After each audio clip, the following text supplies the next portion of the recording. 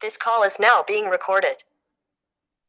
Okay, so class, today I'm continuing with the water treatment portion. ठीक है, कुछ portion हम लोगों ने कर लिया था. Water treatment हम लोग देख रहे थे. उसमें एक last topic रह गया था हम लोगों का, जो कि disinfection पे था. Water treatment के अंदर disinfection पे एक topic रह गया था. ठीक है, तो वो हम लोगों को आज discuss करना है. और इसके बाद फिर आप लोगों की लास्ट यूनिट बचती है इस पे वाटर डिस्ट्रीब्यूशन की, कैसे वाटर को आपको डिस्ट्रीब्यूट करना है. तो फिर ये एनवायरमेंटल इंजीनियरिंग 1 आपका खत्म हो जाएगा. नेक्स्ट सेमेस्टर में एनवायरमेंटल इंजीनियरिंग 2 से हम लोग कंटिन्यू करेंगे, which is on the basic water treatment.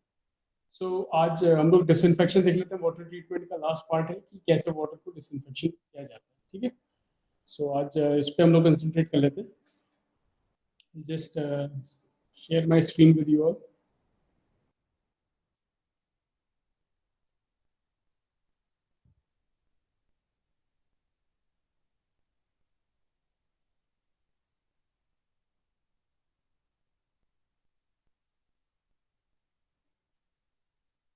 Meanwhile, you can just mark your attendance also.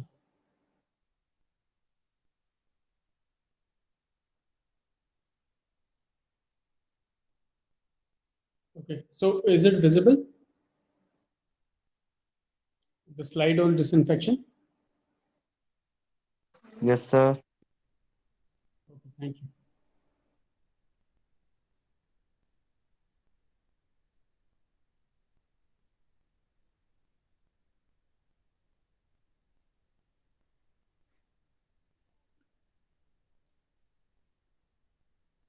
Okay, so let me continue from this part. That is the disinfection. तो ठीक है, ये last part होता है किसका, वाटर ट्रीटमेंट का. पहला part हम लोगों ने किस पे देखा था, वाटर ट्रीटमेंट पे. हम लोगों ने देखा था कि कैसे उस पे हम लोगों को वाटर ट्रीटमेंट में कैसे पहले स्क्रीनिंग की थी. फिर आप लोगों ने फिर वेरियस प्रोसेस, ट्रीटमेंट प्रोसेस के थ्रू गए थे. अलग अलग आपने चैम्बर्स बनाए थे उसमें. ठीक है, उसमें आपने फिर फिल्टर्स के बारे में पढ़ा था. फिल्टर्स के बाद आप लोगों ने, अब हम लोग जो है इस पे डिसइंफेक्शन देख रहे हैं. इसमें आप लोगों ने उसकी प्रॉपर्टीज भी पढ़ी थी वाटर की. ठीक है, जो कि केमिकल, फिजिकल और बायोलॉजिकल तीनों हम लोगों ने डिस्कस कर लिया. ठीक है, तो उसके बाद वाटर ट्रीटमेंट में लास्ट पार्ट आता है, वो है डिसइंफेक्शन. कैसे वाटर को डिसइंफेक्शन किया जा सकता है. मतलब डिसइंफेक्शन का मतलब क्या होता है, it means the killing of pathogenic bacteria. Right, pathogenic bacteria को आप कैसे किल करोगे, उसको बोलते हैं डिसइंफेक्शन. पैथोजेनिक बैक्टीरिया मतलब, पैथोजेनिक क्या बताया था मैंने, which are harmful bacterias. Non pathogenic होते हैं जो हार्मफुल नहीं होते. Right, whereas sanitization means killing of pathogenic and non pathogenic bacteria both. दो चीज हैं, एक डिसइंफेक्शन आपने सुना होगा और स्टेरिलाइजेशन सुना होगा आप लोगों ने. स्टेरिलाइजेशन कॉमनली आप लोगों ने कहाँ सुना है, आप लोगों ने स्टेरिलाइज करो हम लोग बोलते हैं ना, कई कई बार आप लोगों ने उसमें सुना होगा इसको, हॉस्पिटल्स वगैरह में स्टेरिलाइज करना है ना. तो स्टेरिलाइज हम लोग इसको कहते हैं, सिरिंज होती है हमारी, इंजेक्शन होते हैं, इनको हम लोग स्टेरिलाइज करते हैं. तो जो डिसइंफेक्शन है उसका मतलब है killing of the pathogenic bacteria, मतलब जो हार्मफुल बैक्टीरिया है उनको किल करना. और स्टेरिलाइजेशन का मतलब है killing of pathogenic and non pathogenic both, है ना. दोनों बैक्टीरिया को ही किल कर देता है स्टेरिलाइजेशन. तो स्टेरिलाइजेशन ज्यादा मतलब इसको ज्यादा इंटेंस आप कह सकते हैं इसको प्रोसेस होती है. ठीक है, सो disinfection either destroy or inactivate microorganisms by following 4 mechanisms. तो ये 4 मैकेनिज्म होते हैं किसके, डिसइंफेक्शन के. First is damage of cell wall of microorganism. तो ये क्या करता है, सबसे पहले तो सेल वॉल तोड़ देता है माइक्रोऑर्गेनिज्म की. ठीक है, तो इस तरीके से वो ब्रेक हो जाता है.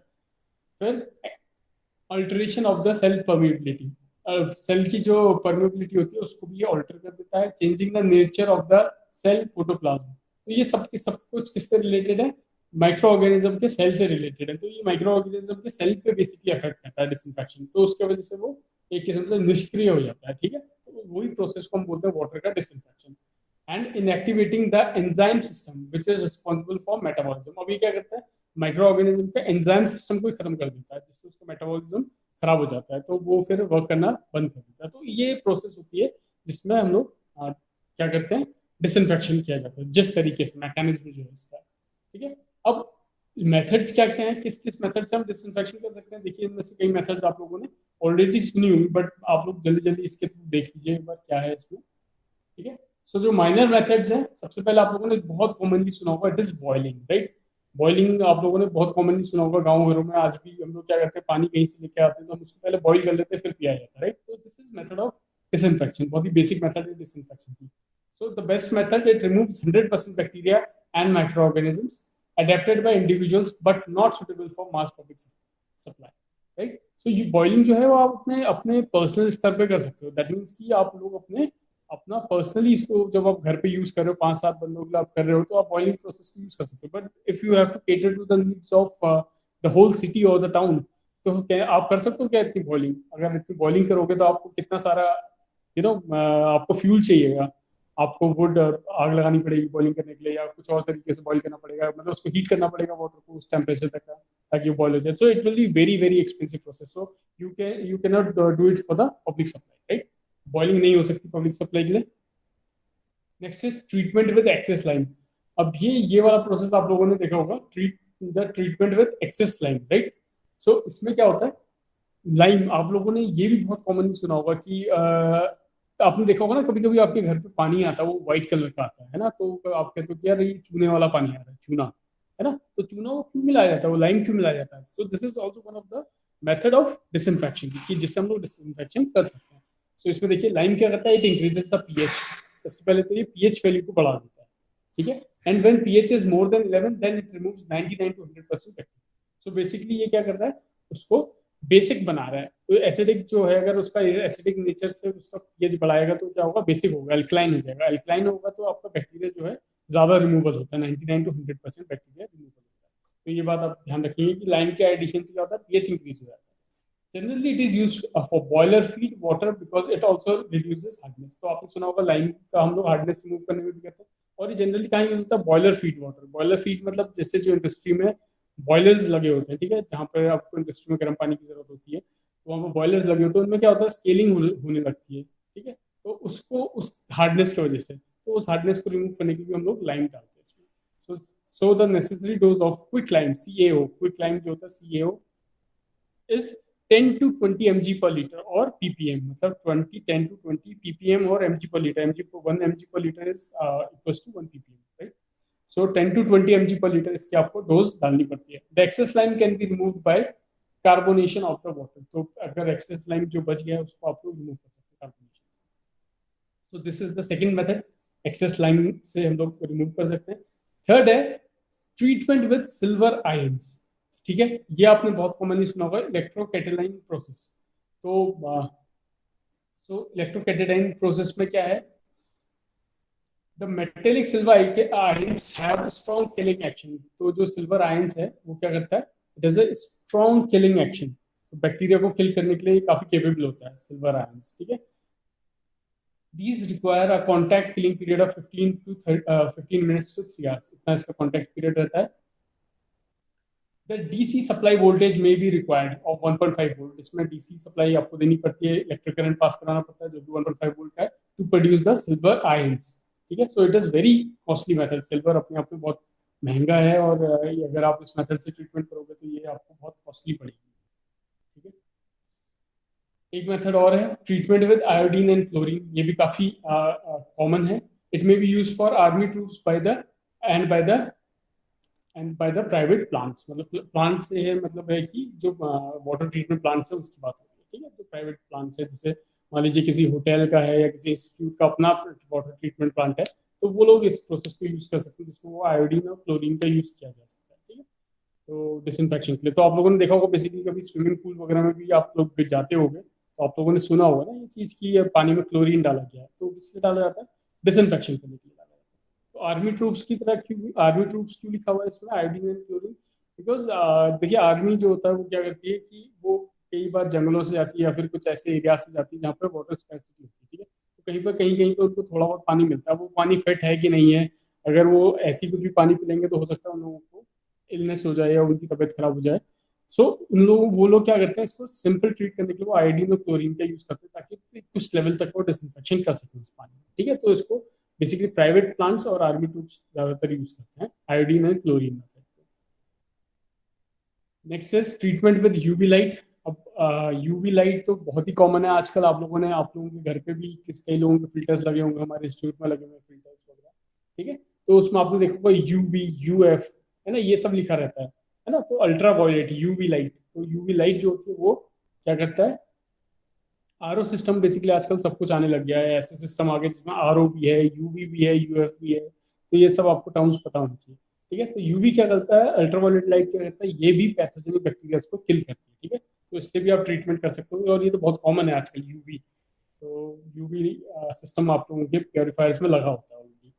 This method is efficient method of sterilization, ठीक है। स्टेरिलाइजेशन की मेथड है, UV rays are generated using mercury vapour lamp, ठीक है। तो ये इसका यूवी रेज का एक सेटअप आता है, उसके अंदर मर्करी वेपर लैम्प जिसे आप बोलते हो उसको फिट किया जाता है आपके सिस्टम में, ठीक है। इसकी वजह से यूवी रेज प्रोड्यूस होती है।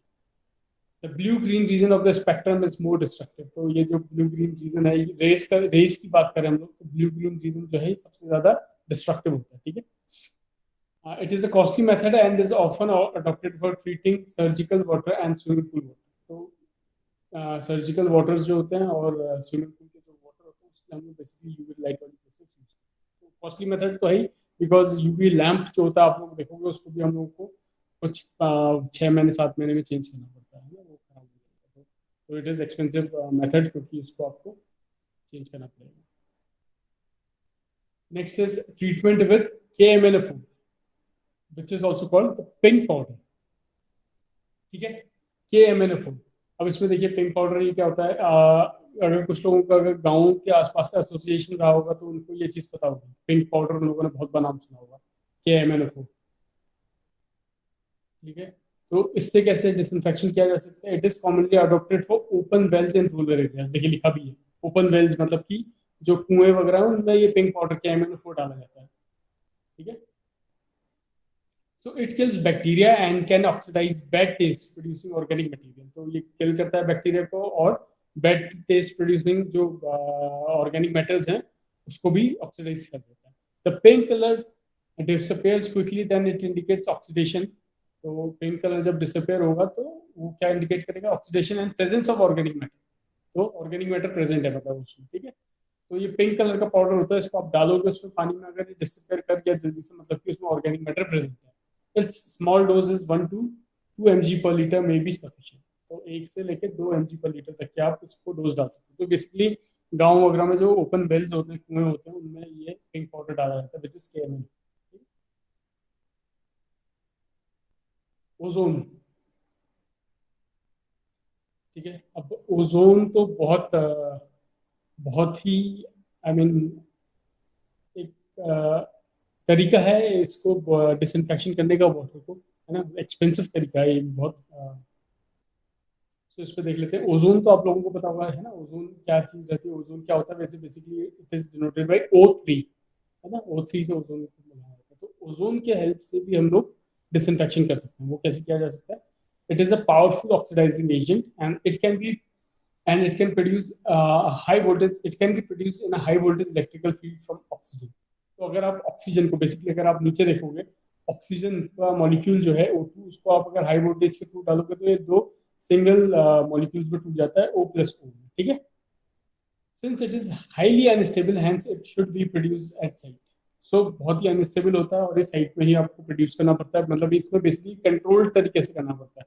तो आप एक इंडिविजुअल को ओजोन प्रोसेस नहीं दे सकते हो डिसइंफेक्शन के लिए, ये कहीं पर ऐसे जहाँ पर स्किल्ड लोग होंगे वही इस प्रोसेस को कर पाएंगे। सो ओजोनाइज्ड वाटर, कई बार आप लोगों ने देखा होगा ओजोनाइज्ड वाटर लिखा आता है कई वाटर में, तो ओजोन प्रोसेस से डिसइंफेक्शन हुआ हो जाता है उसमें, ठीक है। तो ozonized water is tasty and no residue is left and no colour is produced. तो ये क्या है, बहुत टेस्टी रहता है और कोई भी रेसिड्यू उसमें नहीं बचता ozone, right, and no colour is produced. So if you see the equation, मैंने बताया था O2 को आप हाई वोल्टेज से पास करेंगे तो सिंगल मॉलिक्यूल्स में O+O पे चेंज होगा, और फिर ऑक्सीजन का जो सिंगल मॉलिक्यूल है फिर से ऑक्सीजन के संग, ऑक्सीजन मॉलिक्यूल के संग ऐड होता है तो it becomes ozone. So it is a reversible process. Ozone को आप ब्रेक करके O+O2 पे भी कर सकते हो और O+O2 को कंबाइन करके O3 बना सकते हो। तो this is for your just information कि कैसे ओजोन फॉर्म होता है। Since residual ozone is not left, hence for prevention of future contamination a small quantity of chlorine is added। तो मैंने जैसे बताया ओजोन में कोई भी आपका रेसिड्यू नहीं बचता है किसी भी तरीके का, है ना, बट हम लोगों को रेसिडुअल क्लोरीन चाहिए होता है। ये मैं आपको थोड़ा आगे बताऊंगा कि क्लोरीन, रेसिडुअल क्लोरीन क्या होता है ना। रेसिडुअल क्लोरीन क्यों चाहिए होता है, देखिए आपने स्विमिंग पूल वगैरह में आपको बताया था कि आप क्लोरीन डालते हो डिसइंफेक्शन के लिए, वैसे क्या होता है वाटर में भी आप क्लोरीन का यूज करते हो डिसइंफेक्शन के लिए, बट कभी कभी क्या होता है आप लोगों को वाटर में एक्स्ट्रा डोज डालनी पड़ती है क्लोरीन की, जितना चाहिए होता है उससे एक्स्ट्रा। क्यों? क्योंकि कभी कभी जो पानी होता है ना वो आपके पाइपलाइन के थ्रू जाता है और पाइपलाइन में भी कंटामिनेशन होने की चांसेस रहती है। सो उस पाइपलाइन की कंटामिनेशन को हटाने के लिए हम क्या करते हैं, थोड़ा सा एक्स्ट्रा क्लोरीन लेके चलते हैं, जो उसको रेसिड्यू क्लोरीन बोला जाता है। ठीक है, तो एक्स्ट्रा क्लोरीन हम लोग लेके चलते हैं ताकि हम अगर वाटर में, पानी में की पाइपलाइन में भी कोई माइक्रो ऑर्गेनिजम्स या बैक्टीरिया हो तो वो उसको भी किल कर दे, है ना। तो आप लोगों ने बहुत कॉमनली ये सुना होगा कि कभी भी आपके वहाँ पानी आ रहा है घर पे, है ना, सप्लाई का कोई पानी आ रहा है, तो उसको बोलते हैं ना कि कुछ 5 मिनट तक या मतलब थोड़ी देर के लिए उसको पानी को निकलने दो, उसके बाद भरो, है ना। वो निकलने दो किसलिए बोलते हैं? क्योंकि स्टार्टिंग का जो क्लोरीन ऐड हुआ पानी है, जिसमें कि जो जो माइक्रो ऑर्गेनिजम्स को पाइप के अंदर मारता हुआ आएगा, तो वो पानी पास हो जाएगा, फिर उसके बाद आप लोग पानी को फिल कर सकते हैं। तो ये इसलिए कई चीज़ों का हम लोग बोलते हैं कि ये क्या रीज़न है इसके पीछे, ऐसा क्यों बोलते हैं, घरों में लोग ऐसा क्यों करते हैं कि पहले का पानी निकाल देते हैं पाइप का रुका हुआ, है ना। तो वो क्या होता है, ये सब चीज़ें किया जाता है।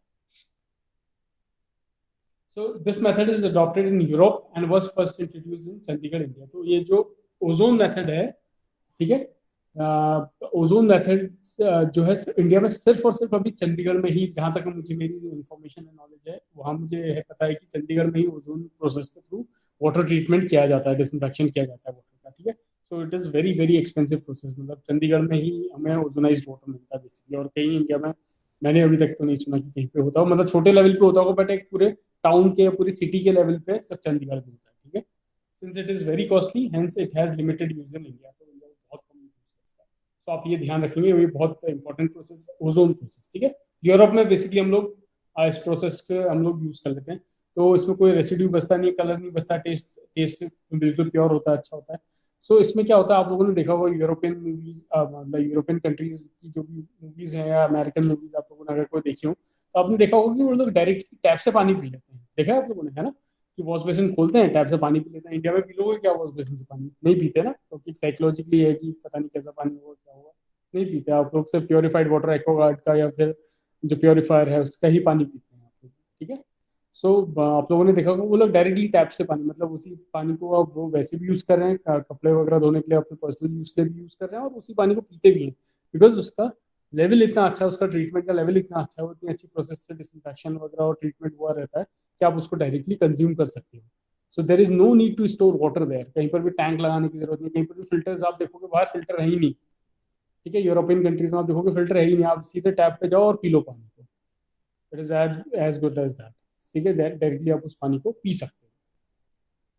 ठीक है, तो उस पानी को आप लोग डायरेक्टली पी सकते हो उसमें।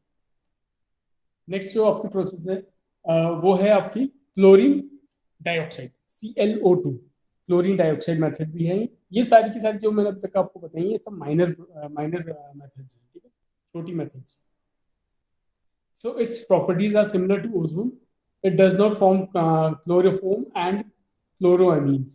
It is effective in oxidizing phenolic compounds also. It is also unstable, hence should be prepared to produce at site. ये सारी चीजें जो है साइट पे प्रोड्यूस होती है। क्लोरीन डाइऑक्साइड भी एक माइनर ट्रीटमेंट है जिसको आप कर सकते हो। ठीक है, सो ये बेसिकली किससे रिलेटेड है? It is effective in oxidising phenolic compounds, तो फेनोलिटिक कंपाउंड्स को भी ये ऑक्सीडाइज कर देता है।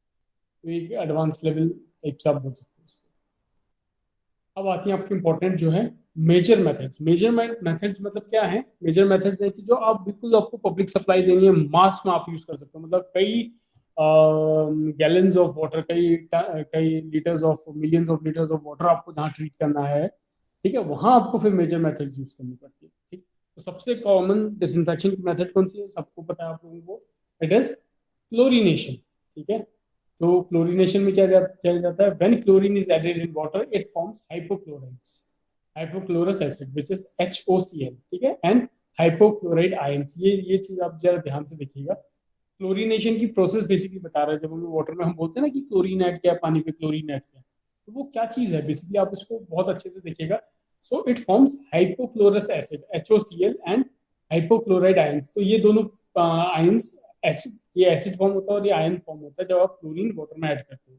अगर पीएच उसका लेस देन 5 है, वाटर का पीएच लेस देन 5 है, then chlorine does not react and it remains as elemental chlorine which is not effective in killing bacteria. तो अगर आपका पीएच कम है, 5 से कम, तो ये क्लोरीन आपका काम नहीं करेगा, ये एलिमेंटल क्लोरीन की तरह रहेगा और ये कोई किलिंग वगैरह नहीं करेगा बैक्टीरिया। ठीक है, तो आपको क्या इंश्योर करना है कि आपका पीएच ज्यादा हो.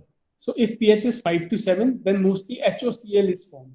हाइपोक्लोरस एसिड जो मैंने बताया था वो फॉर्म होता है अगर 5 से 7 का आपका पीएच है, which is most effective in killing bacteria. तो 5 से 7 का पीएच है तो हाइपोक्लोरस एसिड फॉर्म होगा HOCl, जो कि 80 times more active than OCl negative. Hydrochloride ion से ज्यादा 80 टाइम्स मोर एक्टिव होता है. ठीक है, तो ज्यादातर किसका पार्ट रहता है, HOCl जो है उसका पार्ट रहता है किलिंग ऑफ बैक्टीरिया. सो आपको पीएच जो है वो 5 to 7 लाना पड़ेगा. ठीक है, if the pH is greater than 8, मतलब अगर ये अल्कलाइन है, then mostly OCl ions are form. तो mostly OCl ions are form. तो ये चीज आप लोग थोड़ा सा ध्यान में रखेंगे कि अगर पीएच 5 से कम है तो कोई फर्क नहीं पड़ेगा क्लोरीन का. अगर पीएच 5 से 7 है तो हाइपोक्लोरिक एसिड जो है वो प्रिडोमिनेंट रहेगा. और अगर 8 से ऊपर है पीएच तो hypochlorite ions, OCl negative ions predominant रहेंगे. ठीक है, ये फॉर्म है. तो आप यहाँ पर कैलकुलेशन दे सकते हो. HOCl जो है आपका अगर पीएच ग्रेटर देन 8 है तो ये किसमें ब्रेक करेगा, H प्लस OCl नेगेटिव. ये देखो OCl नेगेटिव फॉर्म हो एक रहा बार है फिर से बता दो ना. शुभम कोई डाउट है? सर, एक बार फिर से रिपीट कर दो ये pH Okay. 8 वाला. अच्छा अच्छा ठीक है. अब ये देखिए मैंने आपको क्या बताया, जब क्लोरीन आप वाटर में ऐड करोगे, ये आपको समझ में आ गया ना, जैसे वाटर में आप क्लोरीन ऐड करते हो तो दो पार्ट में ब्रेक होगा. या तो मतलब दो चीज फॉर्म होंगी, हाइपोक्लोरस एसिड, ठीक है ध्यान से सुनना, हाइपोक्लोरस एसिड HOCl, और दूसरा है आपका हाइपोक्लोराइड आयन OCl नेगेटिव.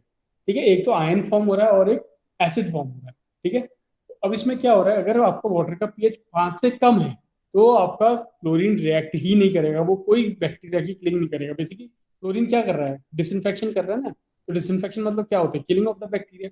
तो अगर आपको पानी का पीएच कम है 5 से तो ये क्लोरीन आपका काम नहीं करेगा. तो आपको इसके लिए क्या करना पड़ेगा, आपको पीएच बढ़ाना पड़ेगा पानी का.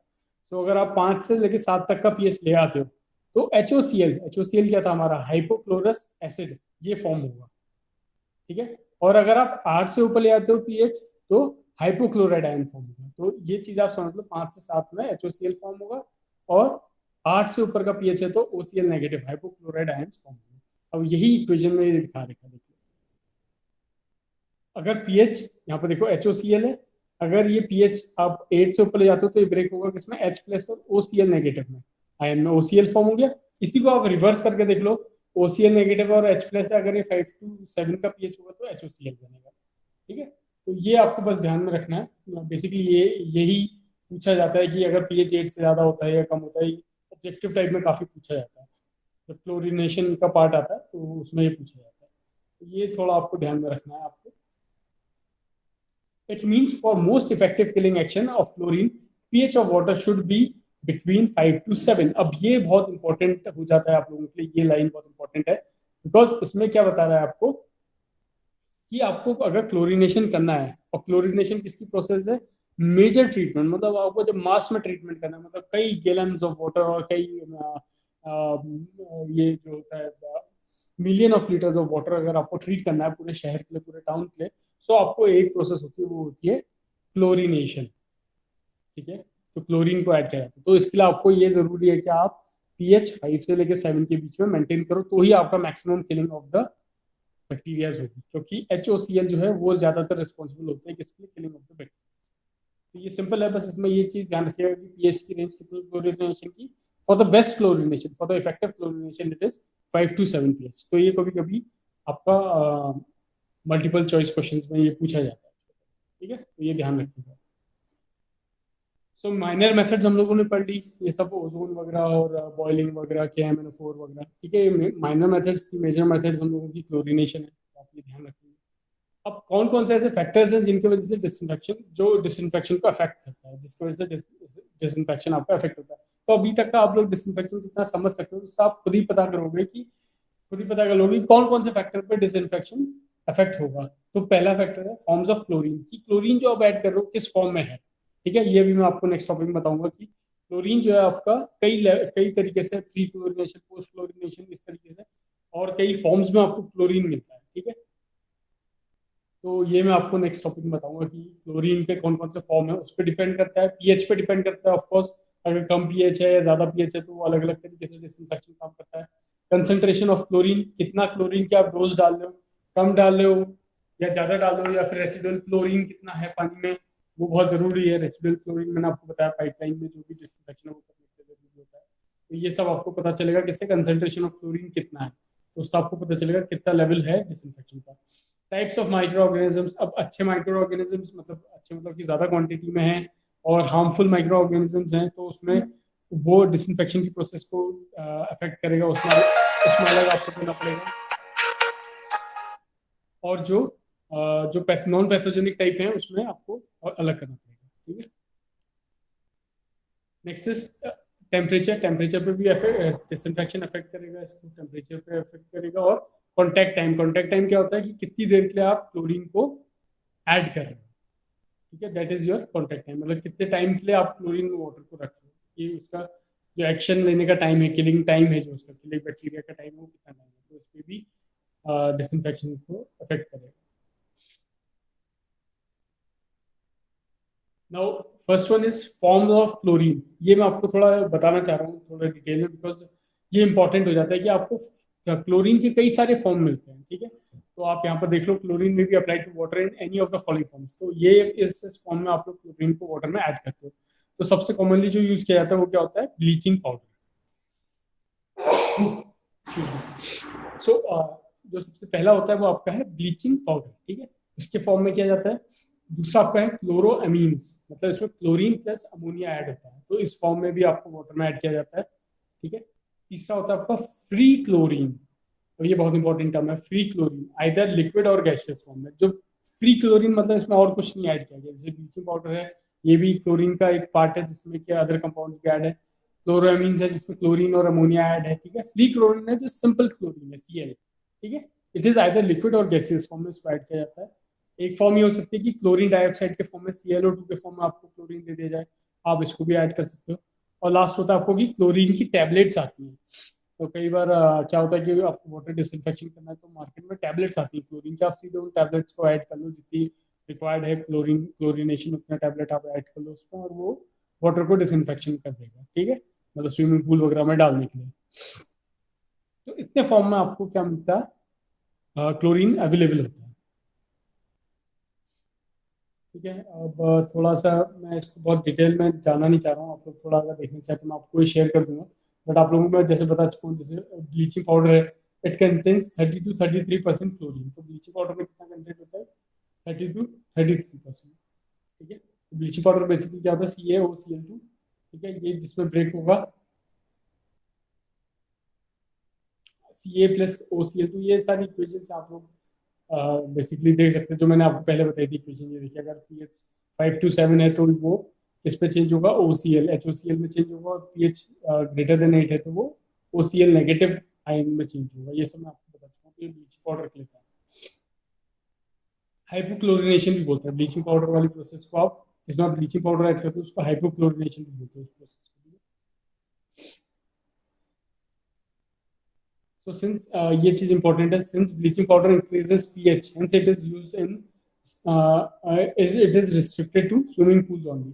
तो ये pH को बहुत ज्यादा इंक्रीज कर देता है, तो इसको आप लोग बेसिकली ब्लीचिंग पाउडर कहाँ यूज करोगे, स्विमिंग पूल का जो पानी है उसका डिसइंफेक्शन करने के लिए ही ब्लीचिंग पाउडर आप यूज करोगे। उसी तरह क्लोरोएमीन्स है, देखिए इक्वेशंस वगैरह हैं, बहुत ज़्यादा डिटेल में नहीं पूछा जाता है आप लोगों को, आपको बस पता होना चाहिए ये इन्फॉर्मेशन जो है आप लोगों की, कि कैसे ब्रेक होता है, क्या होता है, ये लोग आप लोग थोड़ा इसको देख सकते हो। बट मतलब बहुत ज़्यादा एग्जाम पॉइंट ऑफ व्यू से बहुत ज़्यादा ये नहीं पूछा जाता है, बहुत ज़्यादा नहीं इंपॉर्टेंट आता है, बस आपको ये पता होना चाहिए कि क्लोरीन की कौन कौन सी फॉर्म्स होती हैं, और ठीक है, ये एडिशनल नॉलेज के लिए बड़े एग्जाम्स में पूछा जा सकता है कि कैसे ये फॉर्म होता है, कैसे होता है।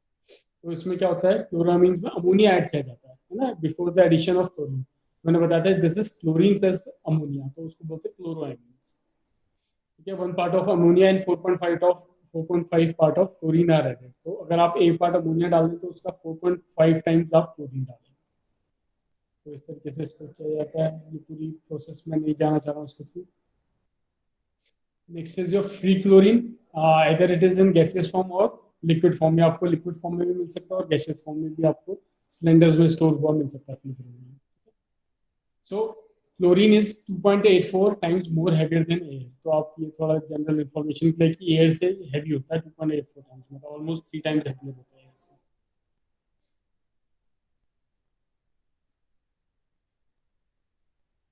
सो 1 वॉल्यूम ऑफ लिक्विड क्लोरीन, देखिए जो लिक्विड क्लोरीन होता है it gives 40 volume of gaseous chlorine. तो जो लिक्विड क्लोरीन है वो कितना होता है, 40 वॉल्यूम ऑफ गैसियस क्लोरीन के इक्वल होता है। तो गैसियस वाला जो है जो 1 वॉल्यूम है उसका वो 40 गैसियस क्लोरीन के इक्वल होता है, ठीक है। When chlorine gas is subjected to the pressure of 7 kg per centimeter square, then it gets converted into liquid.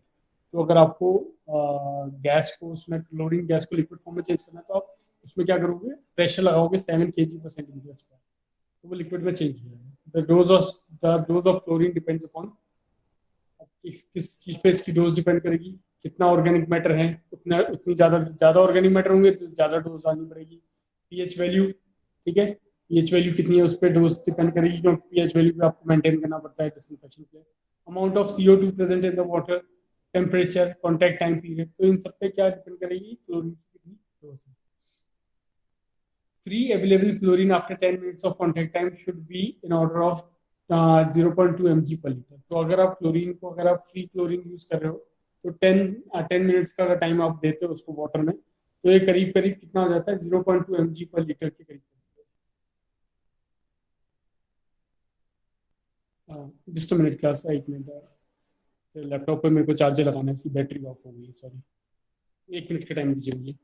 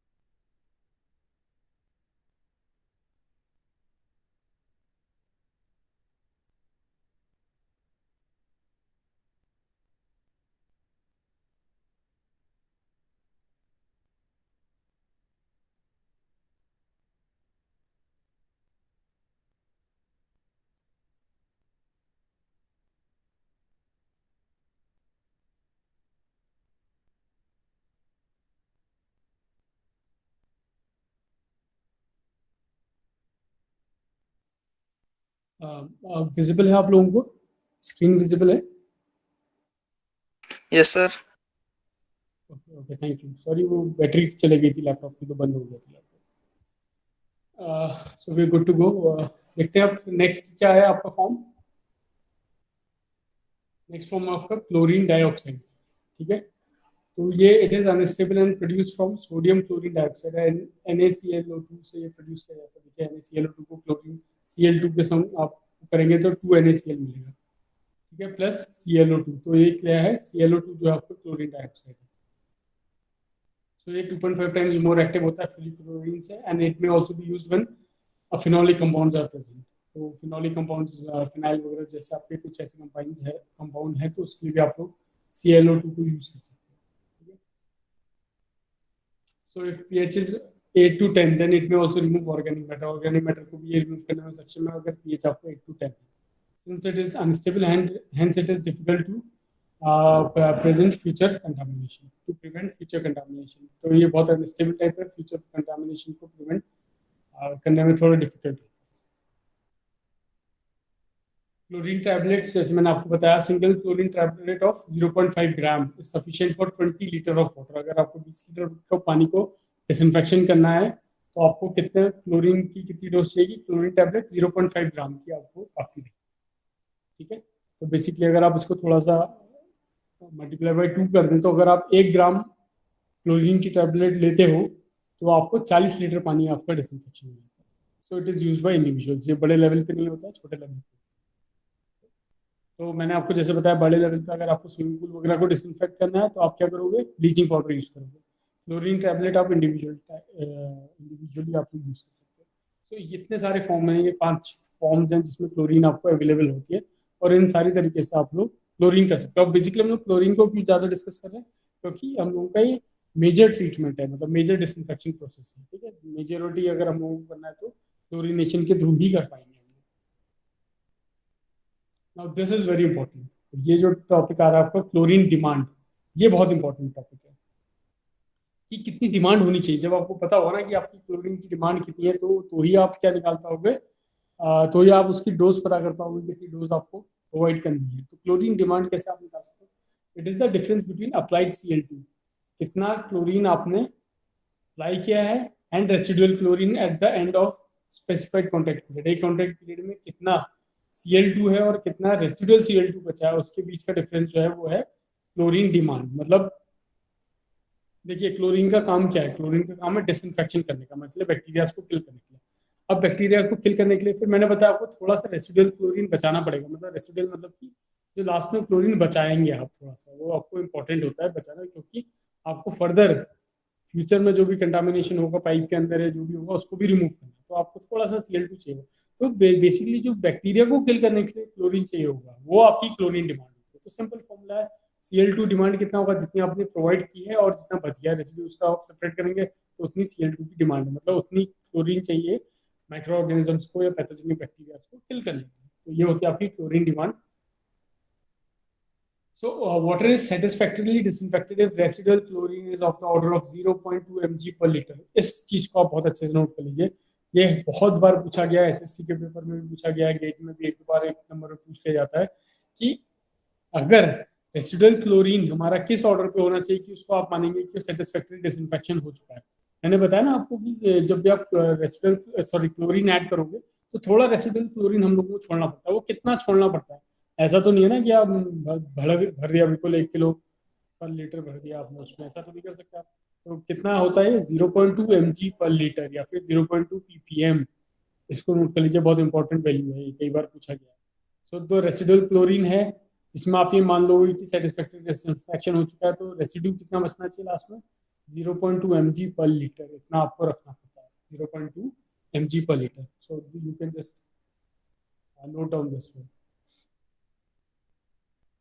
Disinfection action of chlorine कैसे होता है ये आप लोगों ने देखा था। HOCl जो होता है वो अगर pH 8 से ऊपर होता है तो H प्लस और OCl नेगेटिव आयन में चेंज होता है। अगर वो नीचे होता है 5 से 7 होता है तो वो रिवर्स प्रोसेस हो जाती है, H प्लस OCl नेगेटिव बना देते हैं HOCl, हाइपोक्लोरिक एसिड बना देते हैं, ठीक है। तो ये आपका K फॉरवर्ड और K बैकवर्ड आप लोग इसको देख सकते हो, ठीक है। ये आपको निकालने का तरीका होता है। KF अगर आपको निकालना है फॉरवर्ड में तो आप इसको निकाल सकते हैं H plus OCl divided by HOCl, और K बैकवर्ड B वाला आपको निकालना है बैक साइड का, तो HOCl upon H plus OCl negative. तो बेसिकली इसका इन्वर्स हो जाता है। तो इसका कंसंट्रेशन किस में होता है? मोल पर लीटर में होता है।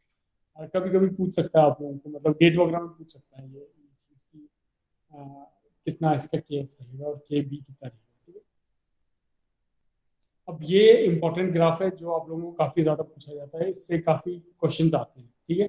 तो इस ग्राफ को आप लोगों को इस तरीके से समझना है कि इसमें 4 जोन है, 4 जोन है, जोन 1 2 3 एंड 4, ठीक है। अब ये जो ग्राफ किसके बीच में होता है? कितनी क्लोरीन अप्लाई की गई है और कितना रेसिडुअल क्लोरीन रहेगा, ठीक है। तो मैंने आपको ये 0.2 mg पर लीटर की रखा है क्योंकि यहाँ पर हम मानते हैं कि 0.2 mg पर लीटर पे सेटिस्फैक्टरी ये डिसइंफेक्शन हो चुका है। तो अब ये देखिए, यहाँ पर मैंने एक ग्राफ प्लॉट किया है ABCD, ठीक है। ABCD एक ग्राफ है, ये किस तरीके से फॉर्म हो रहा है और किस किस जोन में कौन सा पोर्शन आता है, ये हम लोग अभी इसको डिस्कस करेंगे। सो आप देखिए ये ग्राफ किसके बीच में है कि कितना अप्लाइड क्लोरीन है एमजी पर लीटर में, कितने एमजी पर लीटर क्लोरीन आप ऐड कर रहे हो और उसमें कितना रेसिडुअल क्लोरीन बन रहा है।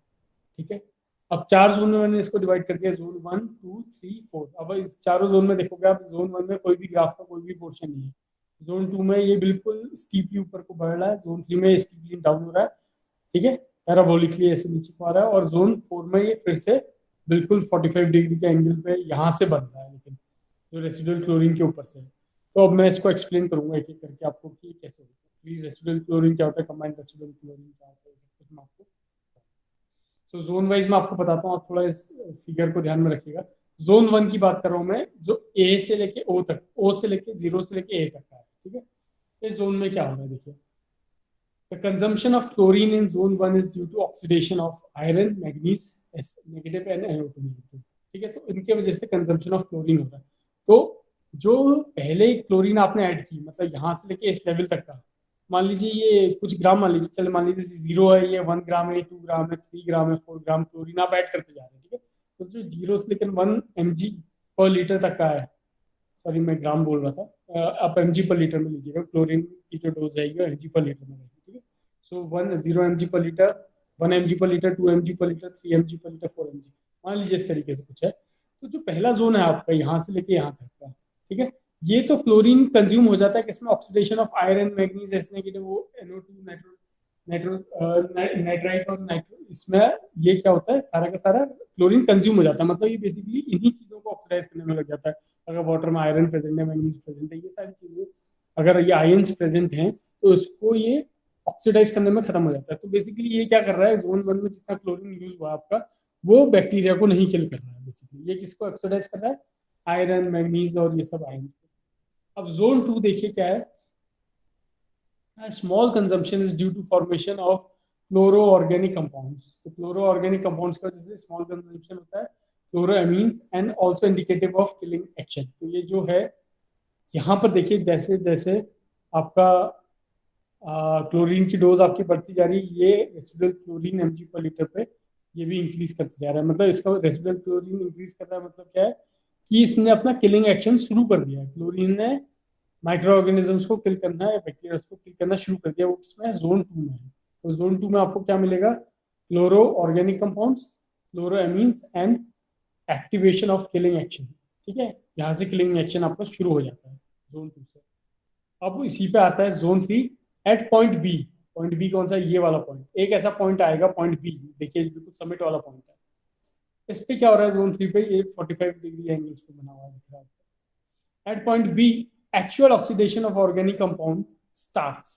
तो एक्चुअल ऑक्सीडेशन शुरू हो जाता है, ऑर्गेनिक ऑक्सीडेशन मतलब बेसिकली ऑर्गेनिक कंपाउंड्स का ब्रेक होना शुरू हो जाता है, या फिर किलिंग ऑफ द बैक्टीरिया शुरू हो जाती है। And bad taste and smell appears. इस जोन में आपको बैड टेस्ट और स्मेल मिलेगा, क्यों, क्योंकि ऑक्सीडेशन हो रहा है, ऑर्गेनिक कंपाउंड डिकम्पोज हो रहा है। तो जब डिकम्पोजिशन होता है तो स्मेल आती है उससे। ठीक है, बिकॉज उस समय बहुत सारी गैसेस रिलीज होती है, तो मीथेन गैस वगैरह भी रिलीज होती है। तो ऐसे कई चीजें होती हैं जो गैसेस निकलती हैं, उससे ये स्मेल आती है। Whereas at C, oxidation is completed and bad taste disappears. So point C is called break point. अब देखिए B पे तो शुरू हुआ और हल्के हल्के हल्के करके ये किलिंग करेगा अपनी, इसमें मतलब ये प्रोसेस कर रहा है आपका, जो ये प्रोसेस है इसमें आपके ऑर्गेनिक कंपाउंड क्या हो रहे हैं, वो ऑक्सीडाइज होने शुरू हो रहे हैं, मतलब ये बेसिकली किलिंग करना शुरू कर रहा है। और सी पे आते ही आपको बैड स्मेल और ये टेस्ट, जो बैड टेस्ट है, ये खत्म हो जाएगा। इस पॉइंट को बोलते हैं ब्रेक पॉइंट क्लोरीनेशन। ये बहुत पूछा जाता है, ठीक है, ये आप ध्यान में रखिए, जो सी वाला पॉइंट है। ब्रेक पॉइंट क्लोरीनेशन पे देखिए कितना आ रहा है, रेसिडुअल क्लोरीन 0.2 mg पर लीटर होता है ब्रेक पॉइंट पे, ये 0.2 mg पर लीटर दिख रहा है। तो ब्रेक पॉइंट क्लोरीनेशन इसको बोलते हैं। whereas at C oxidation is completed and bad taste disappears। तो ऑक्सीडेशन प्रोसेस यहाँ पर खत्म हो गई है, बैड टेस्ट चला गया है। Point C is called break point. ठीक है, इसको बोलते हैं ब्रेक पॉइंट। ये बहुत आप ध्यान रखेंगे, पॉइंट सी जो जोन 3 पे है उसको आप बोलते हैं break point. Now next is your zone 4। There is no consumption of chlorine in zone 4। तो अब जोन 4 पे भी कोई भी कंजम्पशन नहीं हो रहा है यहाँ पे। ठीक है, ये जो लाइन जा रही है किस चीज की, आपको बताते हैं, COD। ये देखिएगा, if Cl2 is added in zone 4, ठीक है, अगर जोन 4 में आप दोबारा से थोड़ा सा क्लोरीन ऐड करते हैं, it is called super chlorination stage. ठीक है, and entire chlorine remains as free residual chlorine. ये बहुत इंपॉर्टेंट टर्म है। अगर आप Cl2 जो जोन 4 है वहां पर कोई भी कंजम्पशन नहीं हो रहा है Cl2 का, मतलब कोई भी कंजम्पशन नहीं हो रहा है, मतलब कि सारा का सारा डिसइंफेक्शन हो चुका है, माइक्रो ऑर्गेनिजम्स है ही नहीं, तो क्लोरीन कौन खाएगा भाई? क्लोरीन खत्म कौन कर रहा है? माइक्रो ऑर्गेनिजम्स कर रहे हैं खत्म। उनको ऑक्सीडाइज करने के लिए उनका ऑक्सीडेशन होने में ही तो क्लोरीन का यूज हो रहा है। तो जोन 4 में कोई क्लोरीन का यूज होता ही नहीं। लेकिन अगर फिर भी अगर आप क्लोरीन ऐड कर देते हैं जोन 4 में, तो क्या बोल रहा है वो? It is called super chlorination stage. ठीक है, अभी सुपर क्लोरिनेशन स्टेज क्या होता है मैं नेक्स्ट आपको बताऊंगा। Pre chlorination, post chlorination, super chlorination, ये सारे टर्म्स होते हैं, ये मैं आपको नेक्स्ट बताऊंगा क्या होता है। It is called super chlorination stage and the entire chlorine remains as free residual chlorine. तो अगर यहाँ पर सी पे आपका ब्रेक पॉइंट आ गया, उसके बाद अगर आप फिर से अगर थोड़ा सा और ऐड कर देते हैं, देखिए क्लोरीन और ऐड करेंगे आप, तो ये सुपर क्लोरिनेशन बोला जाएगा इसको। लेकिन ये किससे नीचे नहीं जाएगा, यहाँ से यहाँ तक का जो आपकी पूरा क्लोरीन बचेगा उसको आप बोलेंगे फ्री रेसिडुअल क्लोरीन। ठीक है, फ्री रेसिडुअल क्लोरीन मतलब यहाँ से लेके यहाँ तक का जो आपका रेसिडुअल क्लोरीन है और जो ये ऊपर वाला है ये फ्री रेसिडुअल क्लोरीन, इन दोनों को मिला देंगे तो आप कंबाइंड रेसिडुअल बोला जाता है।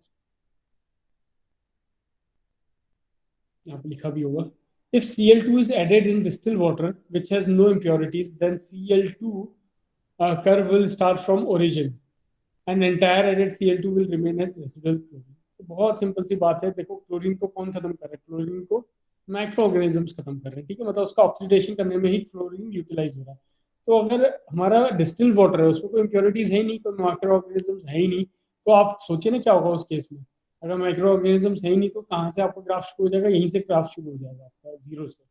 और जितनी भी क्लोरीन होगी वो कुछ तो कंज्यूम हो ही नहीं रही होगी, ये ग्राफ तो बनेगा ही नहीं। वो सिर्फ यहाँ से लेके यहाँ तक आ जाएगी जो कि आपकी 0.2 mg पर लीटर तक आएगी। दैट मीन्स इतना आपका जो बचेगा वो रेसिडुअल क्लोरीन बचेगा in the case of distil water.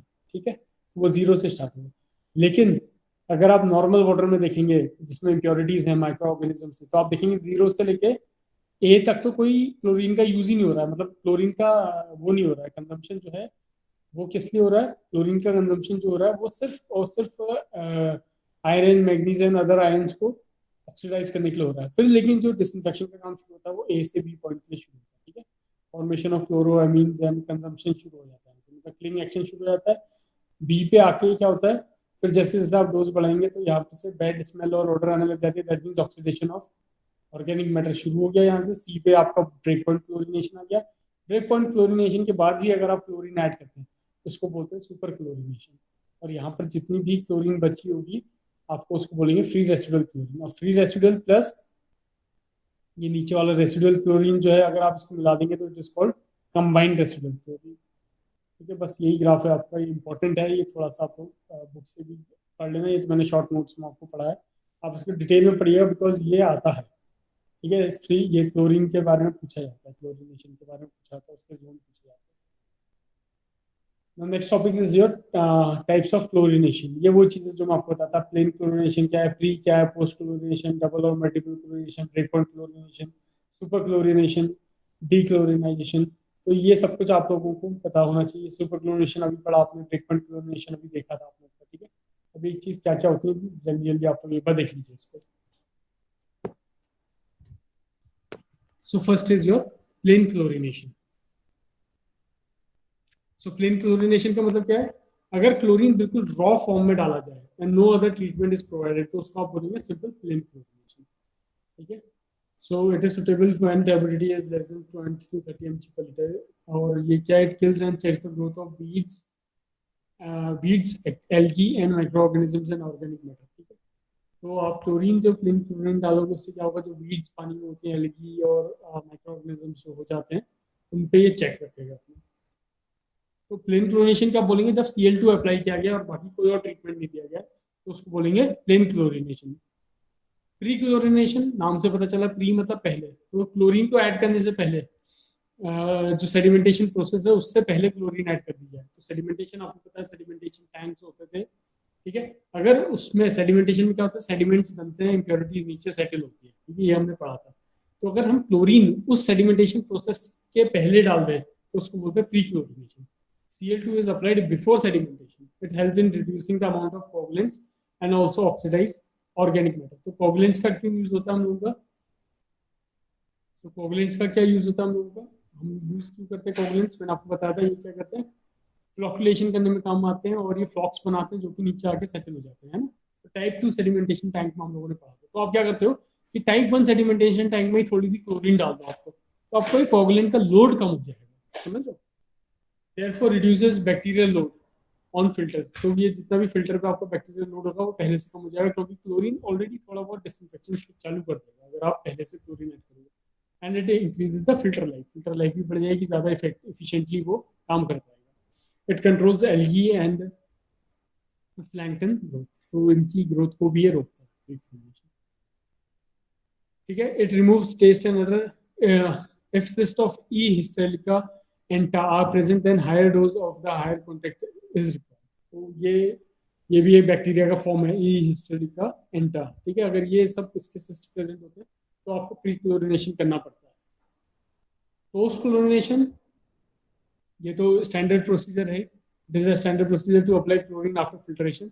ये तो हम करते ही हैं, मतलब फिल्ट्रेशन के बाद का ही प्रोसेस होता है हमारा डिसइंफेक्शन, और डिसइंफेक्शन हम कैसे करते हैं, क्लोरिनेशन से करते हैं, तो पोस्ट क्लोरिनेशन ही होता है। डबल क्लोरिनेशन अपने नाम से पता चला, ये डबल 2 बार करना पड़ेगा, एक बार आपको प्री करना पड़ेगा, एक बार पोस्ट करना पड़ेगा। एक बार सेडिमेंटेशन टैंक से पहले डालना पड़ेगा क्लोरीन, और पोस्ट क्लोरीन तो आपको मतलब फिल्ट्रेशन के बाद करना ही पड़ेगा। तो ये दोनों प्रोसेस जिसमें अप्लाई होती है उसको आपको बोलेंगे डबल क्लोरिनेशन, ठीक है। तो इसमें large amount of bacteria life और ऑर्गेनिक मैटर को ये रिड्यूस करता है। तो जब बहुत ज्यादा बैक्टीरिया होंगे, ऑर्गेनिक मैटर होगा, तो आप ये प्रोसेस यूज कर सकते हो, प्री क्लोरिनेशन भी कर लो और पोस्ट क्लोरिनेशन भी कर लो, तो इसको बोलेंगे double chlorination. Break point chlorination, ये वो क्लोरिनेशन है जो अभी हम लोगों ने ऊपर ग्राफ में देखा था, जो अपना सी पॉइंट आया था ग्राफ में, उसको बोलते हैं ब्रेक पॉइंट क्लोरिनेशन। अब ब्रेक पॉइंट का क्या मतलब है कि मतलब बेसिकली यहाँ पर आके it removes taste and odour, taste और अडर चला जाता है, मैग्नीज एंड आयरन ये भी खत्म हो जाते हैं, ये तो पहली स्टेज में खत्म हो जाते हैं, मतलब ऑक्सीडाइज हो जाते हैं। And leaves desired residual chlorine, इसके बाद जो बचता है वो सिर्फ रेसिडुअल क्लोरीन। अगर आप एक बार इसको फिर से दिखा देता हूँ आपको ग्राफ को, आपको और क्लैरिटी आ जाएगी। ये देखिए ये सी पॉइंट है, ये ब्रेक पॉइंट क्लोरिनेशन। तो सी पॉइंट तक आने तक का मतलब यहाँ से हमने डोज डालनी शुरू की थी बढ़ते जब हम इस डोज में पहुंच गए क्लोरीन की, इसको बोलेंगे ब्रेक पॉइंट क्लोरिनेशन। यहाँ पर क्या हो गया, ऑलरेडी ये वाला स्टेज पार हो गया, ये वाला स्टेज पार हो गया और ये वाला स्टेज पार हो गया। तो इस बेसिकली इस स्टेज में क्या हो रहा है, इसमें आपकी कलर टेस्ट ऑर्डर जो है वो चला जाता है इस स्टेज में। और यहाँ पर जो ओ ए वाली स्टेज है, यहाँ पर क्या होता है आपका आयरन मैग्नीज और अदर आयंस जो होते हैं वो ऑक्सीडाइज कर जाते हैं। तो ये इस पॉइंट तक आते आते क्या होगा, कलर ये ऑर्डर वगैरह आपकी चली जाएगी, टेस्टलेस हो जाएगा वाटर, और ये भी ऑक्सीडाइज हो जाएंगे। बचेगा क्या, ये वाला पोर्शन। ये वाला पोर्शन क्या है हमारा, ये 0 से लेके 0.2 mg पर लीटर, इसको आप बोलते हैं रेसिडुअल क्लोरीन। सो एट ब्रेक पॉइंट क्लोरिनेशन, ये क्वेश्चन पूछा जाता है, एट ब्रेक पॉइंट क्लोरिनेशन क्या चीज अवेलेबल होती है, only residual chlorine is available, simple, ठीक है। ये याद रखिएगा, ब्रेक पॉइंट पे हम लोग का सिर्फ रेसिडुअल क्लोरीन जो कि होता है 0.2 mg पर लीटर उतना ही बचता है, बाकी क्लोरीन पूरा का पूरा कंज्यूम हो जाता है। देख लीजिए इसमें क्या लिखा है, it removes taste and odour manganese and iron and leaves desired residual chlorine for future disinfection. सिर्फ रेसिडुअल क्लोरीन को छोड़ता है, उस पॉइंट को आप बोलेंगे ब्रेक पॉइंट क्लोरिनेशन, ठीक है। ये बहुत इंपॉर्टेंट है, बहुत बार पूछा गया है। मैं ऑलरेडी ये ब्रेक पॉइंट क्लोरिनेशन पे कई शॉर्ट टाइप क्वेश्चंस या मल्टीपल चॉइस क्वेश्चंस आ चुके हैं, तो ये ध्यान रखिएगा। इस पॉइंट पे सिर्फ और सिर्फ रेसिडुअल क्लोरीन बचती है, बाकी सारी क्लोरीन कंज्यूम हो जाती है, ठीक है। So Cl2 first kills bacteria, then oxidizes organic compounds. तो पहले बैक्टीरिया को किल करता है, फिर ऑर्गेनिक कंपाउंड्स को ऑक्सीडाइज करता है, जैसा आपने देखा। तो बैक्टीरिया को किल करता है तो ऊपर का ग्राफ बनता है, फिर ऑर्गेनिक कंपाउंड्स को ऑक्सीडाइज करता है तो नीचे का ग्राफ बनता है ऐसे। तो break point is that point at which at will all the गलत लिखा है कुछ, it is that point at the added Cl2 applied appears as free chlorine, free residual chlorine। तो जितनी भी आपने क्लोरीन अप्लाई की है वो क्या होगा, फ्री रेसिडुअल क्लोरीन के फॉर्म पे ही आपको मिलेगा। Residual chlorine, free residual chlorine मतलब रेसिडुअल क्लोरीन के फॉर्म में, और कोई क्लोरीन सारी की सारी कंज्यूम हो जाएगी। So it represents completion stage of disinfection. मतलब इस पॉइंट को, ब्रेक पॉइंट क्लोरिनेशन को कभी कभी इस तरीके से पूछ सकता है, यहाँ पर आपकी डिसइंफेक्शन की स्टेज खत्म हो जाएगी, मतलब थर्ड स्टेज का पार्ट है। यहाँ पर आपका जोन 1, जोन 2, जोन 3 तीनों कंप्लीट हो जाएंगे, ठीक है। तो यहाँ पर आपकी बेसिकली डिसइंफेक्शन की प्रोसेस खत्म मानी जाती है इसके बाद। So free Cl2 is remains in the water, तो फ्री Cl2 मैंने आपको बताया 0.02 mg पर litre, I am not wrong, 0.2 mg पर लीटर। देखिए कंफ्यूजन हो जाता है कभी, 0.2 mg पर लीटर आपको ध्यान रखना है, ठीक है, it is not 0.02, it is 0.2 mg पर लीटर। तो ये रेसिडुअल क्लोरीन आपको बढ़ जाता है। और क्या है इसमें, free residual chlorine remains in water in the form of hypochlorous acid. Just a minute.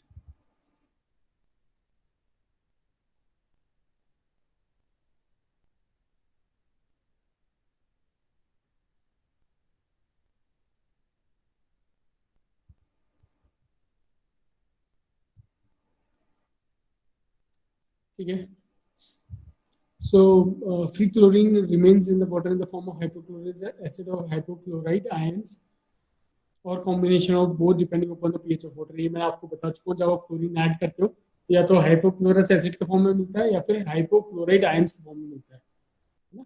HOCl negative, OCl negative and HOCl acid, वो जो ऊपर बताया था, वो किस पे डिपेंड करता है, पीएच पे डिपेंड करता है। जैसे मैंने बताया था 5 to 7 होगा, अगर पीएच 5 से कम है तो वो एलिमेंटल क्लोरीन की तरह रहेगा, 5 से 7 है तो हाइपोक्लोरस एसिड बनाएगा, और अगर वो 8 से ऊपर है पीएच तो वो हाइपोक्लोराइड आयंस को फॉर्म करेगा। ठीक है, ये चीज ऊपर हम लोग डिस्कस कर चुके हैं। Now it is next is your super chlorination. Super chlorination यहाँ पर आता है जोन 4 में आता है ना। अगर आप ब्रेक पॉइंट क्लोरिनेशन का जो ब्रेक पॉइंट है उसके बाद भी अगर आप क्लोरीन करते हो, if chlorine is added beyond break point, then it is called super chlorination. It is required for removal of high concentration of organic matter. अगर बहुत ज़्यादा organic matter present है तो आपको super chlorination करना पड़ सकता है। Cyst of histolytica and for the prevention of future contamination, इन सब के लिए आपको super chlorination करना पड़ता है। ये हिस्टोलिका बैक्टीरिया का एक फॉर्म होता है। अगर ये सब कुछ आपका ऑर्गेनिक मैटर और ये बहुत हाई क्वांटिटी में, हाई कंसेंट्रेशन में प्रेजेंट हो तो आपको सुपर क्लोरिनेशन करना पड़ सकता है। ठीक है, तो ये जरूरी नहीं कि हर बार जरूरत पड़े, कभी कभी आपको जरूरत पड़ेगी।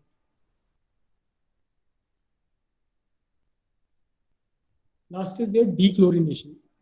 देखिए डीक्लोरिनेशन मतलब क्लोरीन को ऐड करना, क्लोरिनेशन, क्लोरीन अगर बहुत ज्यादा हो गया उसको रिमूव भी तो करना पड़ेगा, तो उसको बोलते हैं डीक्लोरिनेशन। तो हमें कितना रिमूव करके कितना बचाना पड़ता है, ओनली 0.2 mg पर लीटर जो रेसिडुअल क्लोरीन है सिर्फ वो छोड़ना पड़ता है, बाकी क्लोरीन आपको रिमूव करना पड़ेगा। भाई अगर आपने ज्यादा क्लोरीन ऐड कर दी पानी में तो भी वो हार्मफुल हो जाता है। ठीक है, हार्मफुल हो जाएगा, पेट वेट खराब हो जाएगा आपको पानी पीने। ठीक है, तो वो उसको आपको लिमिटेड इसलिए बोला जाता है कि उसकी डोज ऑप्टिमम अमाउंट है, ये बहुत जरूरी है, कितना क्लोरीन क्लोरिनेशन के लिए कितनी डोज चाहिए होती है, क्या अमाउंट ऑफ क्लोरिनेशन चाहिए होता है, ये बहुत इंपॉर्टेंट हो जाता है। So it is the process of removal excess chlorine. अगर पानी में एक्सेस क्लोरीन है तो आपको उसको रिमूव करना पड़ेगा। It is done either bye aeration, aeration मतलब कि वाटर में एयर को आप डालोगे तो भी डीक्लोरिनेशन हो जाता है, और by using chemicals such as sodium thiosulphate. ये नाम आप लोग ध्यान में रख सकते हो, कभी पूछ लिया तो, जैसे मतलब 1 मार्क्स में पूछ सकता है कि डीक्लोरिनेशन करने के लिए कौन कौन से केमिकल्स की जरूरत होती है। Sodium thiosulphate, sodium metabisulphite, sodium sulphate, और बहुत सारे हैं, पोटेशियम परमैंगनेट। पोटेशियम परमैंगनेट आपने KMnO4 पिंक पाउडर वहां पर भी देखा था ऊपर, याद है आपको, जो माइनर वो था प्रोसेस था उसका, ट्रीटमेंट ऑफ वाटर का, सॉरी डिसइंफेक्शन ऑफ वाटर का, KMnO4 वहां पर भी ऐड करते हैं। सल्फर डाइऑक्साइड हो गया, ये सारी चीज़ों से आप लोग डीक्लोरिनेशन कर सकते हैं। बहुत डिटेल में इसको जानने की जरूरत नहीं, इक्वेशंस वगैरह याद करने की जरूरत नहीं कि कैसे डीक्लोरिनेशन प्रोसेस होता है, ये हमारे इसके बियॉन्ड है, हमारी स्टडी के बियॉन्ड है अभी। ठीक है, ये बहुत डीप में अगर आप पढ़ना चाहो तो आप तब इसको करोगे, वरना आप बस जनरली ये नाम याद रखिए कुछ केमिकल्स के, वो पूछ सकता है 1 मार्क्स में कि डीक्लोरिनेशन करने के लिए क्या क्या चीज़ यूज कर सकते हो। तो कॉमनली जो पूछा जाता है वो सोडियम थायोसल्फेट है, और ये sodium sulphate, potassium permanganate and sulphur dioxide, ये 4 टर्म तो बहुत कॉमनली आप लोग सुनोगे, ये 4 टर्म बहुत ज़्यादा यूज होते हैं, तो ये आप थोड़ा ध्यान रखिएगा। तो कुछ टेस्ट होते हैं रेसिडुअल क्लोरीन को टेस्ट करने के लिए। ठीक है, तो ये उनके टेस्ट के नाम, अगेन ये फिर बहुत डिटेल में हो जाएगा, इसको हम लोग डिस्कस नहीं करेंगे। तो ये कुछ टेस्ट के नाम है यहाँ पे, ये हमारे, ये भी हमारे स्कोप से बाहर हैं।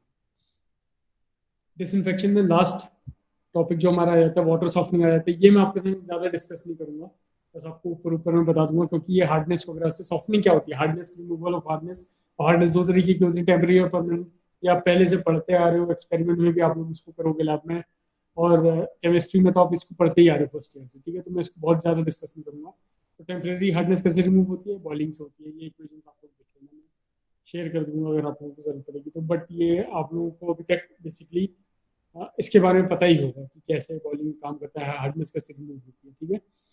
बिल्कुल फर्स्ट ईयर वाला टॉपिक है आपका केमिस्ट्री का, इस पर टाइम वेस्ट नहीं करेंगे, ठीक है। दूसरा क्या है, टेम्परेरी हार्डनेस को रिमूव करने के लिए लाइम ऐड कर लो, चूना ऐड कर लो।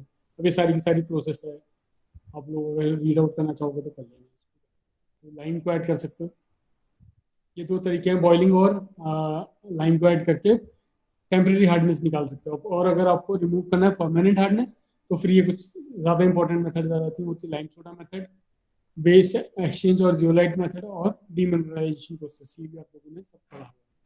तो बेसिकली ये सारी की लाइम सोडा मेथड बहुत कॉमन है, जियोलाइट मेथड बहुत कॉमन है परमानेंट हार्डनेस को रिमूव करने, ठीक है। तो ये सारी इक्वेशंस हैं, आप देखना चाहो तो जा सकते हो इसके थ्रू, बट अभी स्कोप से बाहर है। अभी आ गया तो बहुत मतलब हो सकता है कि कभी उसने पूछ लिया कि लाइम सोडा मेथड आप डिस्कस कीजिए, तो आपको इक्वेशंस बतानी पड़ेगी कैसे लाइम सोडा मेथड काम करती है। So it is all about equations, यहाँ पर मैंने एक्सप्लेन किया है, शेयर कर दूंगा आप लोगों से। जिसको थोड़ा डीप में पढ़ना है वो उसको पढ़ सकते हैं।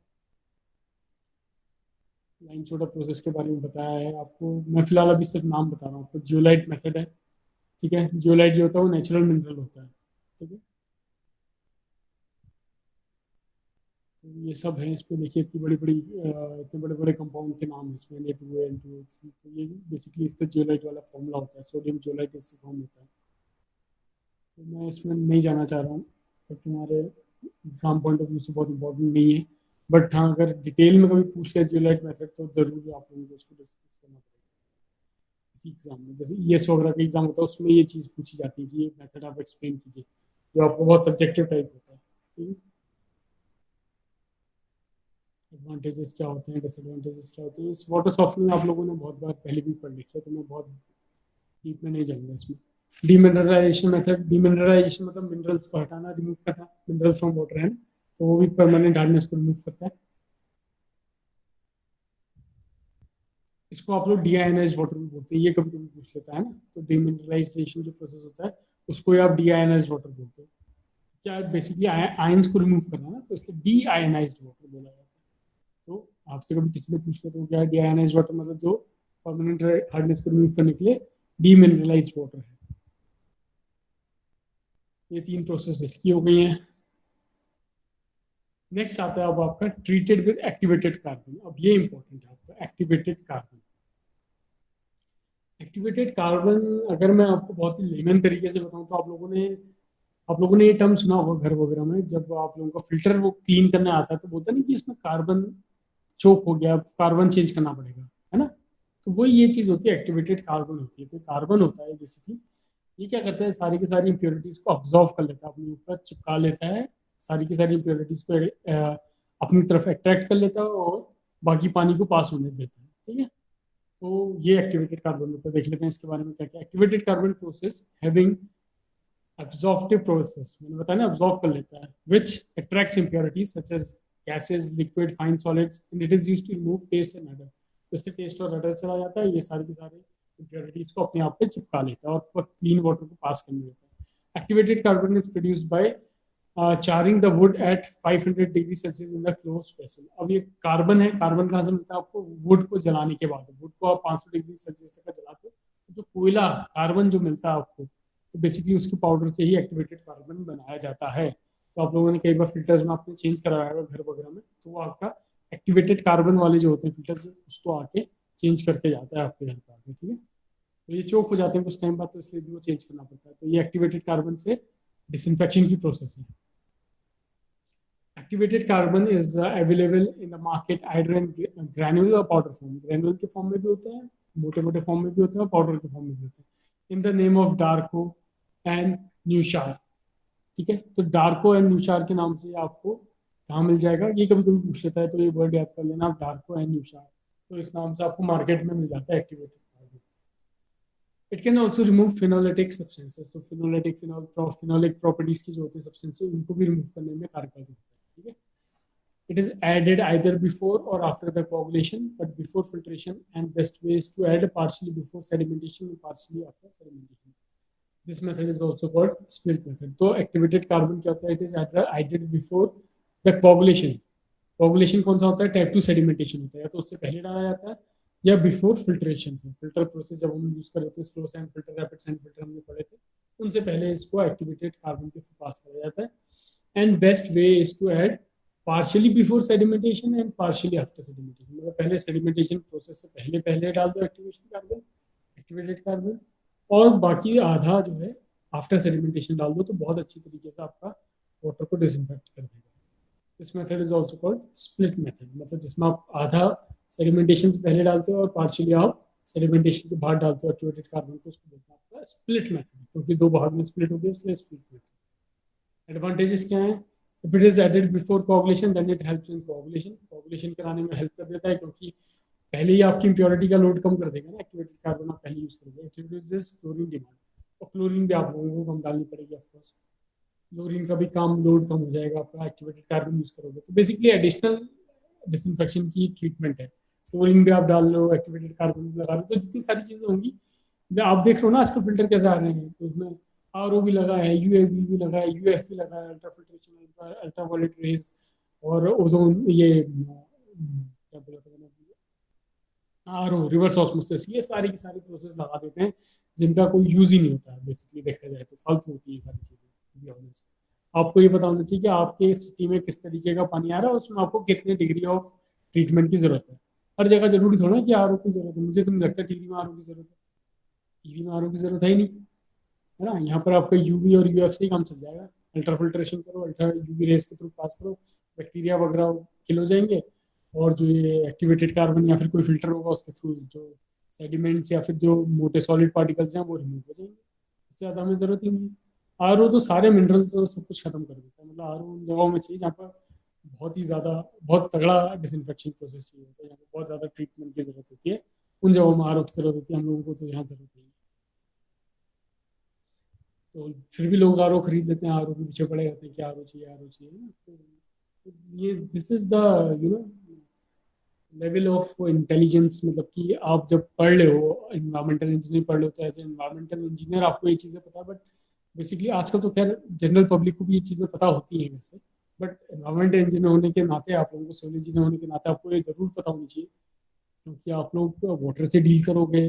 कोई कभी आप आगे जाके जल निगम वगैरह पे लगोगे तो यही काम कर रहे होगे आप, वाटर का ट्रीटमेंट कर रहे होंगे, ये सब कर रहे होंगे. वाटर ट्रीटमेंट प्लांट पे आपकी ड्यूटी रहेगी, डिसइंफेक्शन कितना हो रहा है, सारी टेस्टिंग आप चेक करोगे. ये सब कुछ, यही सब काम रहता है इसमें इन्वायरमेंटल इंजीनियर का. ठीक है, बहुत ही इंटरेस्टिंग चीज़ है. आप लोग पूरे उसको वाटर सप्लाई कर रहे हो और वेस्ट वाटर को बाहर भी निकाल रहे हो, तो मतलब ये बहुत एक क्या बोल सकते हैं उसको, बहुत ही अच्छी टाइप की इंजीनियरिंग है ना. सिविल इंजीनियर में तो मतलब हम लोग सब कुछ कंस्ट्रक्ट कर रहे हैं, एनवायरमेंटल इंजीनियर उसको क्लीन कर रहा है, स्ट्रक्चर इंजीनियर डिज़ाइन कर रहा है सारी चीज़ें, और जो टेक्निकल इंजीनियर सॉइल वगैरह की स्टडी कर रहा है. समझ लो जीपीएस, जीआईएस, ये सब कुछ सारी ब्रांचेस हैं और सब आपस में रिलेटेड है. सारी की सारी सिविल इंजीनियरिंग के लिए बहुत इंपॉर्टेंट हो जाती है. So it removes taste, other, colour caused by FEMG, ये सब निकल जाता है एक्टिवेटेड कार्बन से. Its overdose is not harmful. अगर ज़्यादा भी एक्टिवेटेड कार्बन पड़ जाएगा तो भी कोई ज़्यादा नुकसान नहीं होगा. एक प्रोसेस और होती है treatment with copper sulphate, CuSO4.7H2. ये भी काफ़ी पूछा था, कॉपर सल्फेट से कैसे आप ट्रीट कर सकते हो. It removal of colour, taste and odour, ये भी हटाता है. It is used to kill and check the growth of algae. Basically जहाँ पे एल्गी का बहुत ज़्यादा ग्रोथ होता है वहाँ पर आप कॉपर सल्फेट से ट्रीटमेंट कर सकते हो. It is often applied in deep reservoirs and lakes, जहाँ पर बहुत ज़्यादा एल्गी होने लगता है. अगर आप लोगों को भीमताल की तरफ गया होगा तो आपने देखा होगा वहाँ पे यूट्रिफिकेशन हो रहा है, बहुत सारे एल्गी प्लांट्स बहुत ज़्यादा पानी में जमा होते रहते हैं. ठीक है, क्योंकि वो बहुत ही न्यूट्रिएंट रिच वाटर है, तो प्लांट्स बहुत अच्छे से उसमें ग्रो हो जाते हैं एल्गी वगैरह. ठीक है, तो उसको बेसिकली रिमूव करने के लिए हम लोग कॉपर सल्फेट से ट्रीट करेंगे. तो ये बेसिकली रिजर्वायर या फिर लेक में हम लोग इस तरीके का ट्रीटमेंट करेंगे कॉपर सल्फेट को ऐड करने. ये सब थोड़ा जनरल नॉलेज वाली चीज़ें हैं, आपको हल्का ये पता होना चाहिए क्या क्या प्रोसेस है. लास्ट डिसइंफेक्शन प्रोसेस है डिसैलिनेशन. सैलिनेशन मतलब क्या होता है? सॉल्ट. डिसैलिनेशन मतलब सॉल्ट को रिमूव करना. अब सारे सॉल्ट को रिमूव करने की सबसे अच्छी मेथड मैंने आपको बताई थी, आरओ, रिवर्स ऑस्मोसिस. ये आपका सारा सॉल्ट हटा देगा. मतलब वालों में जितने आपके सॉल्ट्स प्रेजेंट है, आयरन, मैग्नीज, सब कुछ, ये आपका कैल्शियम, मैग्नीशियम, इनफैक्ट सब कुछ जो इंपॉर्टेंट होते हैं पानी में ना, जो होने चाहिए पीने के लिए, वो भी हटा देता है इसको, रिवर्स ऑस्मोसिस, ठीक है। इसी तरीके से डिस्टिलेशन एंड इवेपोरेशन, ये तो बहुत ही महंगी प्रोसेस है। इसमें आप पूरे पानी को उबालते हो, उबाल के उसको इवेपोरेट कराते हो, फिर वो हवा में बादल बनता है, वो बादल को आप कंडेंस करते हो हीट से, तो वो फिर वो पानी की तरह टपकता है, मतलब समझ रहे हो, ये बिल्कुल वो वाले लोग करते हैं, अरब कंट्रीज वाले, मिडिल ईस्ट वाले, जहाँ पर तेल की खदानें बहुत है लेकिन पानी नहीं है, समुद्र है। वो लोग, उनके पास पैसा बहुत है, वो इतनी महंगी प्रोसेस करते हैं कि पहले उसको इवेपोरेट करते हैं, फिर बादल बनाते हैं, फिर उसको कंडेंस करते हैं और वहाँ पर लोकल बारिश करवा के उस पानी को कलेक्ट करते हैं। सोचो कितना महंगा प्रोसेस है, ठीक है। Distillation and evaporation. इलेक्ट्रोडायलिसिस, इसमें आपका इलेक्ट्रोड जो वगैरह यूज की जाते हैं उसके थ्रू करंट वगैरह पास करवा के आपको डीसेलिनेट, मतलब सॉल्ट्स को रिमूव कर दिया जाता है। तो जो पॉजिटिव आयंस वाले होते हैं वो नेगेटिव में जाके चिपक जाते हैं, नेगेटिव वाले पॉजिटिव में आ जाते हैं, फिर उसको निकाल दिया जाता है पानी से। तो इस तरह फ्रीजिंग प्रोसेस, ये भी बोला गया कि अगर आप पानी को फ्रीज कर दो, मतलब आइस के फॉर्म में ले आओ, तो भी वो डीसेलिनाइज हो जाता है, मतलब उसमें सॉल्ट उससे रिमूव हो जाते हैं। फिर एक है सोलर डिस्टिलेशन, ये भी एक तरीके का डिसलिनेशन प्रोसेस है, सोलर डिस्टिलेशन। तो ये सारी चीज़ आपको थोड़ा बहुत आइडिया होना चाहिए कि क्या क्या चीज़ें। ये फ्लोराइड तो हमने पहले भी डिस्कस किया था, मेरे ख्याल से वाटर की प्रॉपर्टीज में डिस्कस किया था। बट फ्लोराइडेशन का मतलब क्या है कि देखो, फ्लोरीन जो है ना, मैंने आपको, अगर आप लोगों को कुछ टाइम पहले की क्लास का याद हो, हमारा थोड़ा सा गैप हो गया, बट इफ यू रिमेंबर, तो मैंने आपको फ्लोरीन की एक लिमिट बताई थी कि फ्लोरीन की लिमिट होनी चाहिए 1 mg/लीटर से 1.5, मतलब 1 से कम भी नहीं होना चाहिए, 1.5 mg/लीटर से ज़्यादा भी नहीं होना चाहिए, ठीक है। ये मैंने आप लोगों को पहले भी बताया था। तो जहाँ पर 1.5 से ज़्यादा है, तो वहाँ पर तो आपको डीफ्लोराइडेशन करना पड़ेगा, मतलब रिमूव करना पड़ेगा फ्लोरीन को। लेकिन जहाँ पर 1 है, 1 mg/लीटर से कम है, वहाँ पर आपको फ्लोरीन को ऐड करना पड़ेगा। तो जहाँ पर आप फ्लोरीन को ऐड करते हो उसको बोलते हैं डीफ्लोराइडेशन, और जहाँ पर रिमूव करते हो वहाँ पर फ्लोराइडेशन बोलते हैं, और जहाँ पर रिमूव करते हो उसको डीफ्लोराइडेशन। फ्लोराइडेशन, फ्लोराइड को रिमूव करना, फ्लोराइड को ऐड करना। So if fluorine presence in water is less than 1 mg/liter, then fluorine may be added. तो जो इससे आप फ्लोरीन ऐड कर सकते हो वो क्या है, sodium chloride, sodium silico chlorides, hydrosilico fluorides, इन सबसे आप लोग फ्लोरिडेशन कर सकते हो। बेसिकली फ्लोरीन की क्वांटिटी बढ़ जाएगी। तो मैंने आपको रेंज क्या बताई, 1 से लेके 1.5 के बीच में फ्लोरीन। डिफ्लोराइजेशन मतलब इसमें आपको जो एक्सेस है 1.4 mg 1.5 mg/लीटर से ज़्यादा अगर फ्लोरीन है वाटर में, तो आपको रिमूव करना पड़ेगा। अब रिमूव आप कैसे कर सकते हो फ्लोरीन को, दो तीन तरीके हैं, या तो एक्टिवेटेड एल्यूमिना, ठीक है, ये प्रोसेस है, नालकोंडा टेक्निक है, और रिवर्स ऑस्मोसिस। रिवर्स ऑस्मोसिस तो रिमूव कर ही देता है, आरओ जो है वो फ्लोरीन को भी रिमूव कर देता है। Adding fluorex, adding bone charcoal, activated carbon method, ion exchange method, tri calcium phosphate, adding lime, इन सबसे आप लोग फ्लोरीन को रिमूव कर सकते हो। तो basically RO, activated carbon, ion exchange method, ये सारी की सारी मेथड से आप लोग फ्लोरीन को कम भी कर सकते हो, रिमूव भी कर सकते हो। ये सारी चीज़ें आप लोगों को पता होनी चाहिए। मैं बहुत इनके आप, जैसे नालकोंडा टेक्निक है, या आरओ की कैसे, आरओ कैसे फंक्शन करता है उसकी क्या टेक्निक है, और एक्टिवेटेड कार्बन कैसे यूज होता है, आयन एक्सचेंज मेथड क्या होती है, ये सब आपको ना केमिस्ट्री का वो वाला पार्ट है जो आप लोग मतलब बेसिकली पहले से पढ़ते भी आ रहे हो। और अगर हमारे पास थोड़ा ज़्यादा टाइम होता तो हम लोग इसको कर सकते थे डिस्कस, बट ये एडिशनल, मतलब ये सारी इंफॉर्मेशन आईएएस वगैरह के एग्जाम में पूछी जाती है। बहुत उसमें नहीं पूछता है, बहुत डिटेल में किसी भी उसमें नहीं आता, बट ये आपको प्रोसेस वगैरह पता होना चाहिए कैसे। So this is all about disinfection. Water treatment आज खत्म होता है आप लोगों की, कैसे पानी को ट्रीट करना है, ठीक है। सेडिमेंटेशन देखा हमने, फिल्ट्रेशन देखा हमने, फिर उसका डिसइंफेक्शन देखा हमने। तो सेडिमेंटेशन में plain sedimentation, sedimentation with coagulation, ये सब कुछ कराया। फिर फिल्टर की बारी आई, फिल्टर में हम लोगों ने slow sand filter, rapid sand filter पढ़े। फिर उसके बाद तीसरा आया आपका डिसइंफेक्शन। डिसइंफेक्शन में हम लोगों ने क्या पढ़ा, मेजर डिसइंफेक्शन कैसे किया जा सकता है, माइनर डिसइंफेक्शन कैसे किया जा सकता है, क्लोरीन क्या क्या होती है, कौन कौन सी फॉर्म में होती है, क्लोरीनेशन प्रोसेस क्या होती है, ब्रेक पॉइंट क्लोरीनेशन क्या होता है, कैसे कैसे जोन में डिवाइडेड होती है क्लोरीन, ठीक है। वाटर की सॉफ्टनिंग कैसे की जाती है, और फ्लोराइडेशन डिफ्लोराइडेशन क्या होता है, और डिसैलिनाइजेशन सैलिनाइजेशन क्या होता है। ये सब कुछ क्या है, डिसइंफेक्शन करने के तरीके हैं, मतलब किसी भी चीज़ को हटाना या लगाने के तरीके हैं, ठीक है। डिसइंफेक्शन वाला प्रोसेस भी खत्म हो गया। ठीक है। तो यहाँ पर आपको वाटर ट्रीट हो गया है पूरी तरीके से। आप देखिए कितनी सारी मेहनत लगती है वाटर को ट्रीट करने में, इतना सब कुछ आप स्टार्टिंग से कर चुके हो। पहले पॉपुलेशन फोरकास्ट किया, क्या क्या नहीं किया आप लोगों ने, वाटर का सोर्स ढूंढा, इनटेक स्ट्रक्चर देखे, वाटर की डिमांड निकाली, फिर आपने देखा कि वाटर को ट्रीट करना है, वाटर का सप्लाई किया, उसके लिए आपने कन्वेंस सिस्टम पढ़ा जिसमें आप लोगों ने ट्रांसपोर्ट कैसे करना है, पाइपलाइन कैसे बिछानी है, ये सब देखा था। फिर उसके बाद आप लोगों ने क्या किया, इस पानी को ट्रीटमेंट प्लांट पे भेजा जिसमें आपने सेडिमेंटेशन, फिल्ट्रेशन, डिसइंफेक्शन तीनों प्रोसेस देख लिया। अब अगली प्रोसेस क्या होगी, ये सारा काम हो गया, लास्ट प्रोसेस क्या होगी, बस आपका काम हो गया, अब आप डिस्ट्रीब्यूट करो। लेकिन डिस्ट्रीब्यूशन भी अपने आप में एक बड़ी चीज़ है। क्यों? तो क्या आपको कैसे डिस्ट्रीब्यूट करना है भाई, पानी सब कुछ कर लिया आपने, ला गए, ट्रीट कर लिया, सब कुछ कर लिया, अब उसको डिस्ट्रीब्यूट भी तो करना है घर घर तक का। तो इसमें बेसिकली हम लोग डिस्ट्रीब्यूशन में क्या पढ़ते हैं ज़्यादातर, कि हमारे वाटर जो स्कीम्स होती हैं, किस किस तरीके से वाटर पाइपलाइन बिछाई जाती है, ये सब लोग हम लोग इसमें डिस्ट्रीब्यूशन में पढ़ते हैं। ठीक है। कुछ मेथड्स भी होती हैं इसमें, न्यूटन रॉप्सन मेथड और पाइप इक्विवेलेंट पाइप मेथड्स, ये भी हम लोग डिस्कस करेंगे। तो बेसिकली एक दो क्लास और लगेंगी इसमें, लास्ट यूनिट में आपकी कवर करा दूंगा इसको। ठीक है। तो आपको वाटर ट्रीटमेंट जो बेसिकली जो इन्वायरमेंट इंजीनियरिंग 1 है वो वहाँ पर जाके खत्म हो जाएगी। ठीक है। आपने घरों तक पानी पहुंचा दिया, आपका काम खत्म। और काम, दूसरा काम कब से शुरू होगा, नेक्स्ट सेमेस्टर में, जब आप लोग वो वेस्ट वाटर पढ़ोगे। तो भाई जो वो गंदा पानी है उसको बाहर भी तो निकालना है घर से, तो वेस्ट वाटर को ट्रीट करके बाहर निकालना है, इंडस्ट्री से, घर से। ठीक है। तो वो हम लोग नेक्स्ट सेमेस्टर में पढ़ेंगे। तो last unit will be based on your water distribution. ठीक है। तो किसी एक क्लास में मैं आप लोगों को वाटर डिस्ट्रीब्यूशन पढ़ा दूंगा एक दो दिन आने वाले। ठीक है। So that is all for today. I hope कोई डाउट तो नहीं होगा। लेक्चर में आप लोगों को शेयर कर दूंगा, स्लाइड्स में आप लोगों को शेयर कर दूंगा। ठीक है। गूगल क्लासरूम आप लोगों को मिल जाएगा। सो ये रखते हैं आज के लिए। आप लोगों ने अटेंडेंस वगैरह मार्क कर ली होगी अपनी।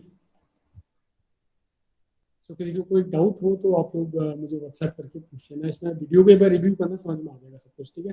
नोट्स वगैरह मैं आप लोगों को प्रोवाइड कर दूंगा, जितना हम लोगों के लिए अभी इंपॉर्टेंट है उतना मैं आप लोगों को पढ़ा रहा हूँ, आप लोगों को टेंशन लेने की जरूरत नहीं। मतलब जो आपके स्टेट लेवल के एग्जाम्स हैं उसके लेवल से मैं आप लोगों को बहुत ठीक तरीके से पढ़ा।